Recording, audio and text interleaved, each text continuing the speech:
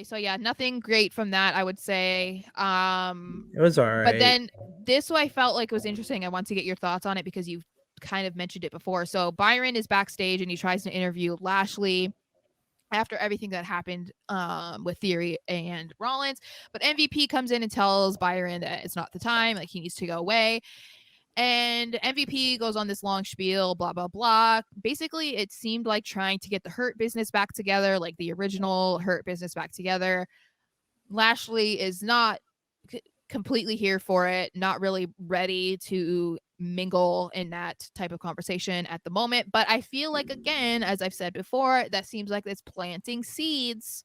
And that's another thing. People were upset when the Hurt Business broke up. I know Lashley was, and the guys were too, especially because the other guys were basically just left off television Yeah, I got after that. booted.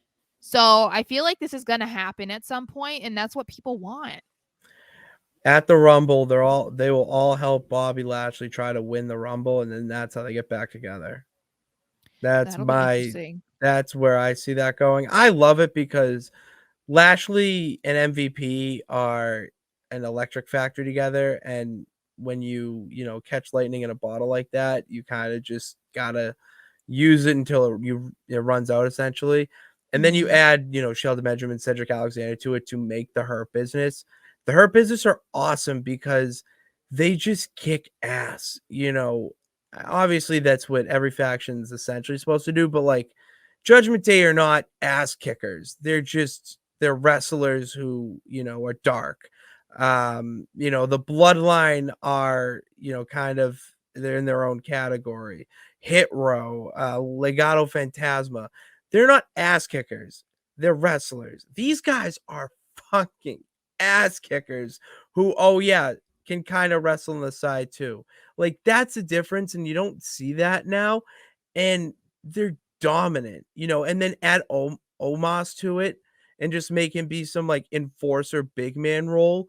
And then that could turn into like a comedic factor too, where like you get to see Omos have some personality. Because I've seen him like off camera, Mm-hmm. with Twitter clips. I think from Up Up Down Down. I think it is with Xavier Woods' channel, and like he has some personality to him. Like give him that role because that's I think a huge issue with bigger guys like that who are just supposed to be dominant.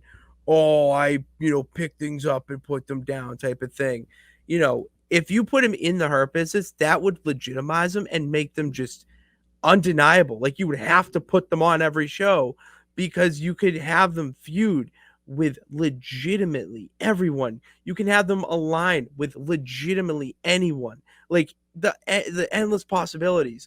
Back with this is why we have a show together because we both agree that factions need to be a thing in wrestling.